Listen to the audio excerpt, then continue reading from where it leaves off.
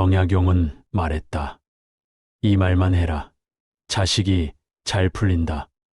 짧은 한마디 같지만 그 속에는 부모와 자식 관계를 꿰뚫는 지혜가 담겨 있었다. 나는 확신한다. 이 영상을 끝까지 본다면 부모가 흔들리는 3가지 순간을 깨닫게 되고 정약용이 남긴 4가지 해법을 손에 넣게 될 것이다. 생각해 보라. 자식 문제로 밤잠을 설친 적은 없었는가? 명절에 모여 자녀들의 직장이나 결혼 이야기가 나올 때마다 속이 쓰라리지 않았는가? 학원비를 대느라 허리가 휘면서도 혹시 내 선택이 아이를 망치진 않을까 불안해한 적은 없었는가?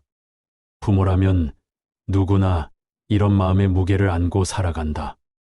그리고 그 무게가 결국 자식과의 관계까지 흔들어 버린다. 그러니 오늘만큼은 10분을 반드시 내시라. 아니, 자식을 위해서라면 꼭 끝까지 보셔야 한다. 이 짧은 시간이 부모의 평생 무거웠던 짐을 내려놓게 만들 것이기 때문이다. 부모가 된다는 것은 하루아침에 이루어지는 일이 아니었다. 자식을 품에 안는 순간부터 부모는 평생에 걸쳐 배우는 학생이 된다. 그러나 그 배움은 책 속의 이론이 아니라 눈물과 웃음, 불안과 희망 속에서 이루어진다. 자식이 어릴 때는 부모의 품이 곧 세상이 된다. 밥을 먹여주고 밤새 열이 오르면 물수건을 올려주고 무서운 꿈을 꾸면 손을 잡아주던 시절. 부모는 자식의 전부였다.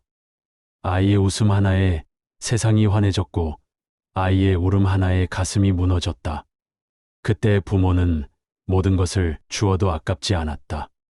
하지만 시간이 흐르면서 상황은 달라진다. 처음에는 손을 잡아주며 함께 걸었지만 어느 순간 아이는 스스로 걸음을 내딛는다. 처음에는 옷을 입혀주고 가방을 챙겨주던 부모였지만 시간이 지나면서 아이는 나 혼자 할래라고 말한다. 그 순간 부모의 마음은 기쁨과 서운함 사이에서 흔들린다. 잘 자라고 있구나 안도하면서도 이제 나 없이도 되는 건가 하는 허전함이 스며든다. 더 큰 흔들림은 아이가 스스로 선택을 하기 시작할 때 찾아온다.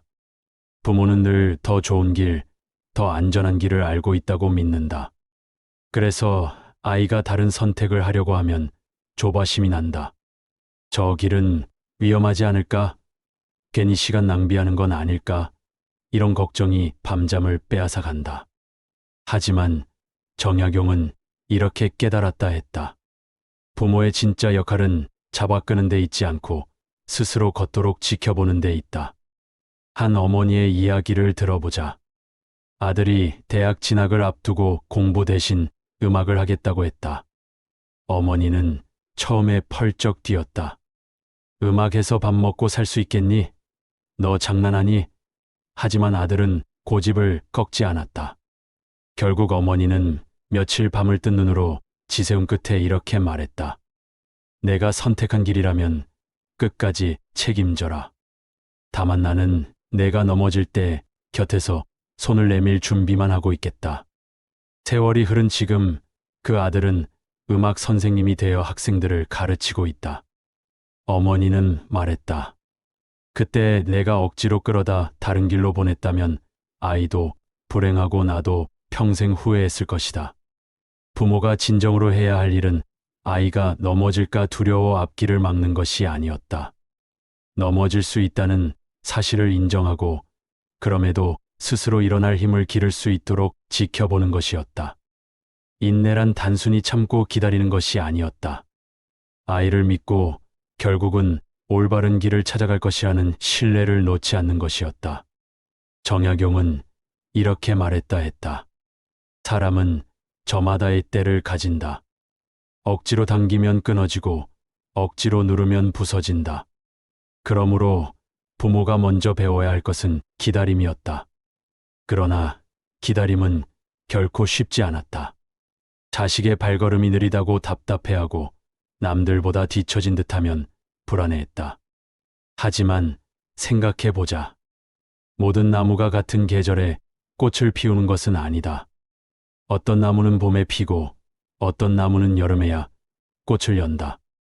부모가 해야 할 일은 꽃을 억지로 피우게 하는 것이 아니라 제때를 기다리며 햇빛과 물을 주는 것이었다. 그렇기에 부모의 가장 큰 공부는 곧 자신을 다스리는 일이었다. 말로는 정직을 가르치면서 행동으로는 거짓을 보이면 자식은 무엇을 따라야 할지 혼란스러워한다. 입으로는 겸손을 말하면서 삶은 교만하다면 그 가르침은 힘을 잃는다. 자식을 키우는 일은 결국 부모 자신을 키우는 길이었다. 부모가 스스로 더 나은 사람이 되려 할 때 자식은 말보다 삶을 보고 배운다. 부모의 마음이 가장 크게 흔들리는 두 번째 순간은 바로 자식이 부모와 다른 길을 선택할 때였다. 부모는 언제나 내가 겪어보니 이 길이 안전하다라고 말하고 싶었다. 그러나 자식은 전혀 다른 세상 속에서 살아가고 있었고 부모가 알지 못하는 길을 택했다. 한 아버지는 이런 고백을 했다. 나는 평생 공무원으로 일하며 안정이 최고라 믿었다. 그런데 아들이 창업을 한다며 회사를 때려치웠다. 나는 며칠 동안 밥맛이 없었다. 그 아버지의 속마음은 단순한 반대가 아니었다. 자식이 실패에 상처받을까 두려웠던 것이다. 그러나 아들은 말했다. 아버지가 살아온 세상과 내가 살아가는 세상은 다릅니다. 저에게는 제가 맞는 길이 있습니다. 그 말을 들은 아버지는 한참을 말없이 앉아 있었다. 정약용은 말했다. 사람은 같은 뿌리에서 나와도 가지는 제각기 다른 곳을 향한다. 아버지는 그제야 깨달았다. 나무의 모든 가지가 한쪽으로만 뻗으면 나무는 쓰러지고 만다. 가지가 동서남북으로 나뉘어야 나무가 건강해진다. 부모가 자식의 다른 선택을 받아들이는 순간 비로소 마음의 짐이 가벼워진다. 그러나 받아들이기까지는 고통이 따른다. 부모는 늘 묻는다. 내가 잘못 키운 건 아닐까? 내가 좀 더 붙잡아야 했던 건 아닐까? 이 질문이 부모의 마음을 밤마다 괴롭힌다. 하지만 정약용은 말했다. 잡아두려 하면 떠나고 놓아주면 돌아온다. 현실의 사례를 보자. 한 어머니는 딸이 해외 유학을 떠난다고 했을 때 며칠 동안 반대만 했다. 멀리 가면 어떻게 하니? 위험하잖아.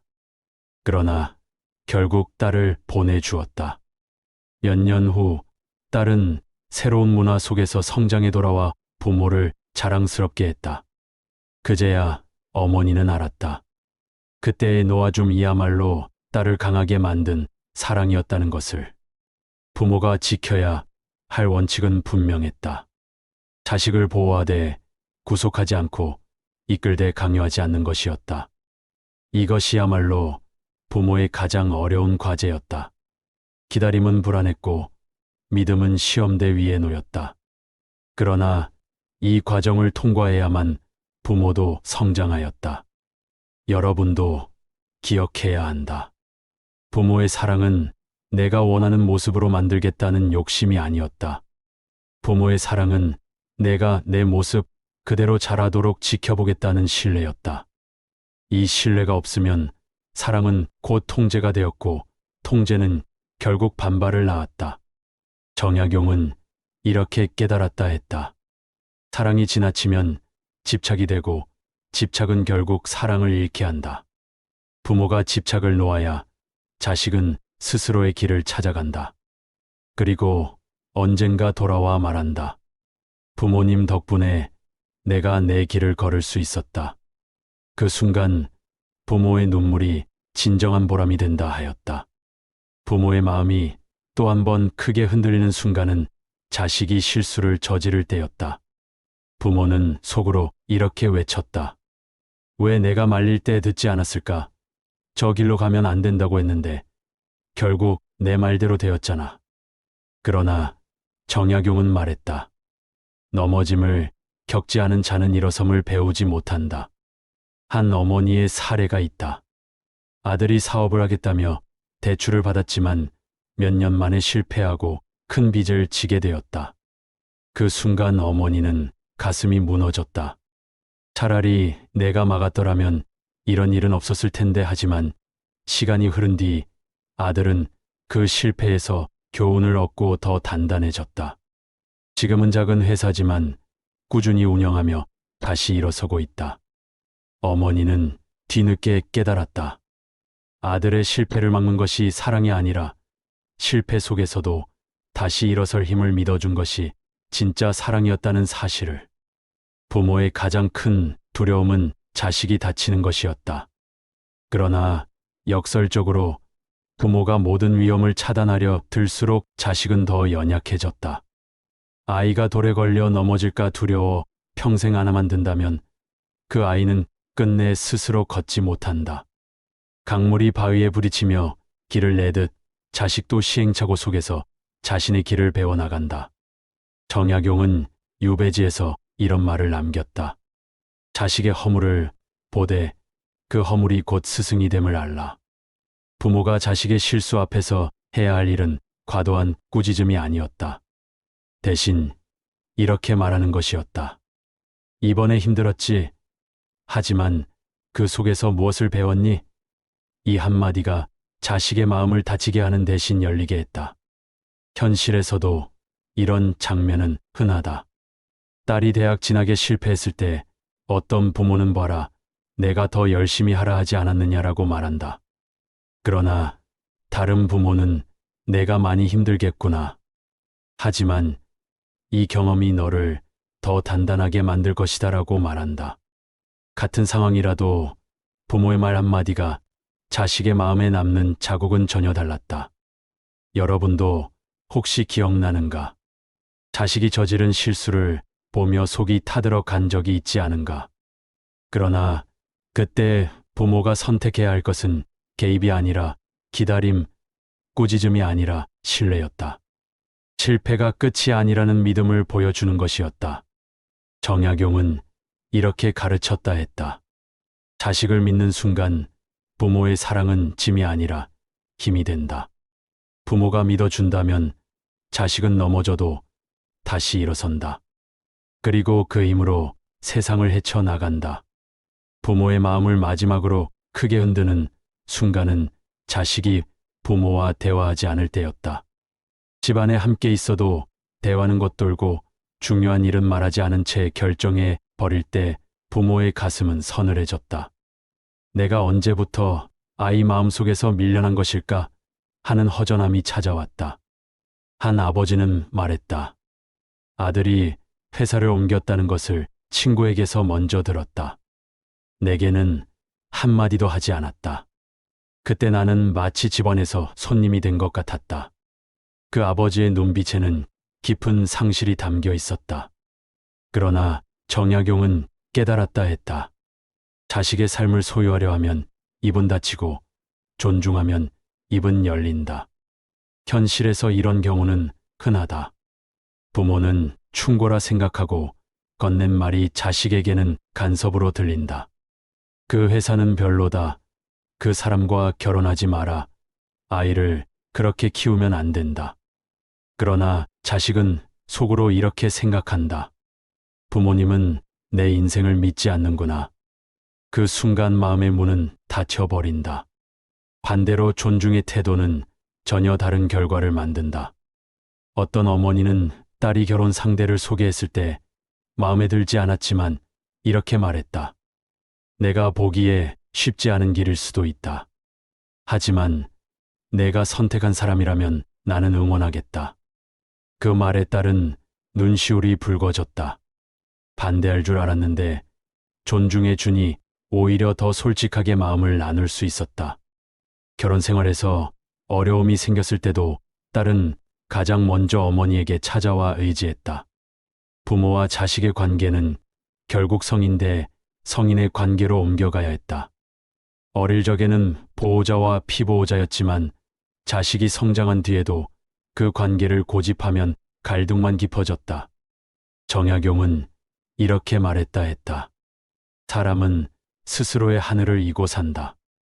부모가 자식을 존중하는 순간 자식도 부모를 존중한다. 생각해 보라. 손자, 손녀를 키우는 시기에 자식, 부부의 방식에 지나치게 간섭하면 어떻게 되는가? 애한테 이렇게 먹이면 안 된다. 저렇게 입히면 안 된다 말할수록 불편함만 쌓인다. 그러나 한 걸음 물러서서 너희 방식이 있겠지. 도움이 필요하면 언제든 말해라라고 하면 자식은 부모를 든든한 버팀목으로 여긴다. 부모가 자식에게 줄 수 있는 가장 큰 선물은 통제나 간섭이 아니었다. 그것은 바로 믿음과 존중이었다. 자식은 넘어지기도 하고 다른 길을 선택하기도 하고 때로는 부모를 멀리하기도 한다. 그러나 부모가 그 모든 과정을 존중하며 묵묵히 지켜볼 때 자식은 언젠가 돌아와 이렇게 말한다. 부모님이 있어서 내가 버틸 수 있었다. 정약용은 단호히 말했다. 진정한 사랑은 붙잡음이 아니라 놓아줌이다. 부모가 놓아줄 때 자식은 더 멀리, 더 높이 날아오른다. 그리고 그 날갯짓 끝에 다시 부모 곁으로 돌아온다. 그것이야말로 부모와 자식의 관계가 도달해야 할 성숙한 자리였다 하였다. 정약용은 말했다. 이 말만 해라. 자식 잘 풀린다. 부모의 길은 결국 말과 태도에서 드러난다. 기대와 집착은 짐이 되었고 존중과 신뢰는 힘이 되었다. 나는 확신한다. 오늘 이 이야기를 끝까지 들은 부모는 이미 마음속에 새로운 길을 얻었을 것이다. 생각해 보라. 자식이 부모와 다른 선택을 할 때, 실패로 무너질 때, 대화조차 닫을 때 부모의 가슴은 무너졌다. 내가 뭘 잘못했나 자책하며 눈물로 밤을 지새운 적도 많았다. 그러나 바로 그 순간이 깨달음의 문 앞이었다. 부모의 사랑은 통제가 아니라 신뢰였고 소유가 아니라 해방이었다. 그때 비로소 자식은 스스로의 길을 걸으며 강해졌다. 오늘 배운 해법은 멀리 있는 지혜가 아니었다. 바로 일상에서 쓸 수 있는 길이었다. 첫째, 자식의 다른 길을 존중하라. 그것이 실패처럼 보여도 결국은 배움의 과정이었다. 둘째, 실수 앞에서는 꾸짖지 말고 묻고 기다리라. 그 질문 하나가 자식을 성장시켰다. 셋째, 대화가 끊어질 때는 충고 대신 존중을 택하라. 그 존중이 다시 문을 열게 한다. 넷째, 부모 자신이 먼저 삶으로 보여주라. 자식은 말이 아니라 부모의 삶을 따라 배운다. 여러분, 오늘 저녁 자식에게 전화를 걸어 한마디만 건네보라. 나는 내가 잘 풀리기를 믿는다. 그 말이야말로 자식에게 가장 큰 축복이 될 것이다. 정약용은 끝내 이렇게 남겼다 했다. 자식이 부모의 말을 따라 잘 풀린 것이 아니라 부모의 믿음을 힘삼아 길을 열었다. 부모의 마음이 가벼워질 때 자식의 길도 넓어진다. 이제 선택은 여러분의 몫이다. 오늘의 지혜를 흘려보낼 것인가, 아니면 당장 실천할 것인가? 나는 단호히 말한다. 오늘 이 말 한마디만 시작하라. 나는 너를 믿는다. 그 순간 부모와 자식의 관계는 달라지게 된다. 이 영상이 도움이 되었다면 구독과 좋아요 부탁드립니다. 앞으로도 정약용의 지혜와 함께 여러분의 노후와 자식의 앞날을 함께 밝히는 작은 약속드립니다. 이상으로 영상을 마칩니다. 감사합니다.